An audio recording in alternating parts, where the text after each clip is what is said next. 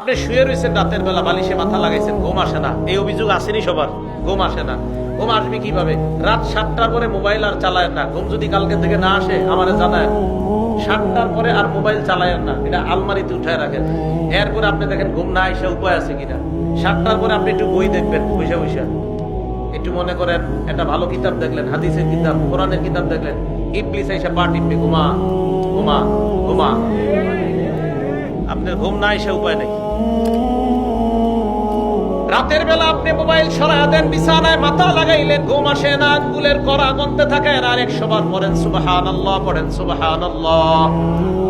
আল্লাহ নবী সাহাবাদেরকে বলেন, আয়াজিজু আহাদুকুম আইয়াকসিবা, তোমাদের কেউ কি আছো সক্ষম নাকি অক্ষম? সাহাবারা কয়, হুজুর কি অক্ষম?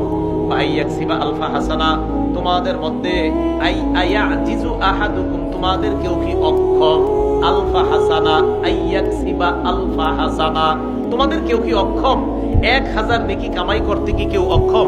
সাহাবারা কয়, হুজুর এটা কি কইলেন আপনি? 1000 নেকি কি পারবো আমরা কামাই করতে খুব সহজে?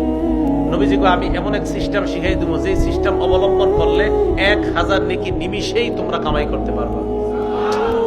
সাহাবারা বললেন, হুজুর কি আমল? আল্লাহ নবী কয়, ইউসাব্বিহু মিআতা তাসবিহা, 100 বার সুবহানাল্লাহ পড়ো, ইউকতাবু লাহু আলফু হাসানা, তার আমল নামায় আল্লাহ পাকের পক্ষ থেকে 1000 নেকি লিপিবদ্ধ হয়ে যায়। শুয়ে শুয়ে সুবহানাল্লাহ বলেন 1000 বার। এবার আল্লাহ নবী বলেন, যদি তোমার 1000 নেকি লেখা না হয় তোমার জীবন থেকে, অথবা ইউহাত্তু আনহু আলফু খতিআ, তোমার জীবন থেকে 1000 গুনাহ জোরে পড়ে মুছে যায়। কয়শো বার সুবহানাল্লাহ? 100 বার। কয়শো বার সুবহানাল্লাহ? 100 বার। এবার আরেকটা, যদি দেখেন 100 বার পড়ার পরে ঘুমায় না, এখন আরেকটা বলবেন, বলেন সুবহানাল্লাহি ওয়া বিহামদিহি, বলেন সুবহানাল্লাহি 100 বার। এটাও কয়বার? আল্লাহ নবী বলেন সুবহানাল্লাহি ওয়া বিহামদিহি, বাস এতটুকুই তুমি 100 বার পড়লা, গফিরাত খাতায়া ওয়া ইন কানাত মিসলা জাবাদিল বাহরি, সমুদ্রের ফেনা পরিমাণ গুনাহ যদি হয় তোমার গুনাহ মাফ। তোমার গুনাহ, তাহলে আপনার সমস্যা কোথায়? গুনাহ মাফ করাইবেন। বাস এবার রাতের বেলা কিছু গুনাহ হয়ে গেছে, কালকে গতকালকে মনে করেন, গুনাহ হওয়ার পরে এশার নামাজ পড়ে আপনি মনটা খারাপ, আর এই গুনাহগুলো করলাম। এখন বাস এশার নামাজের পরেও দুই একটা গুনাহ হয়ে গেছে, রাত্রে ঘুমায় রইছেন, এই তাসবিহগুলো পড়ছেন, পড়ে টইরা ফজরের সময় উঠছেন। উঠার পর এবার আপনি উযু করবেন, উযু করে তো ফজর নামাজ পড়বেন। তিরমিজি শরীফের 2 নম্বর হাদিস আজকে থেকে মনে রাখবেন, মা বোনরাও সবাই, নারী পুরুষ সবাই। রাসূল আকরাম সাল্লাল্লাহু আলাইহি সাল্লাম বলেন, ইজা তাওয়াদ্দা আল আব্দুল মুসলিমু আও ইল মুমিনু, কোন মুসলমান যখন ওযু করে, কোন মুমিন যখন ওযু করে, ফাওয়াসালা ওয়াজহা, চেহারা যখন ধৌত করে, খরাজা মিন ওয়াজহিহি কুল্লু খাতিআতিন নাযারা ইলাইহা বিআইনাইহি মা'আল মা'i আও মা আখিরি কতরিল মা।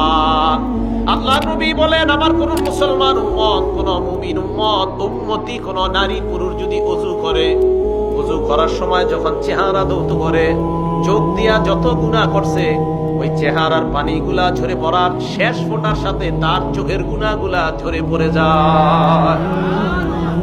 মন দিয়ে ওযু করবেন। কি দিয়ে ওযু করতে হবে? হ্যাঁ, মন দিয়ে, যে আমার গুনাহ ঝরে পড়বে। ওয়াইদা গাসালা ইয়াদাইহা, হাত যখন ধৌত করে, খরাজা মিন ইয়াদাইহি কুল্লু খাতিআতিন বাতাশাতহা ইয়াদান, দুই হাত যত গুনাহ করছে পানির শেষ ফোঁটার সাথে সব গুনাহ পড়ে যায়।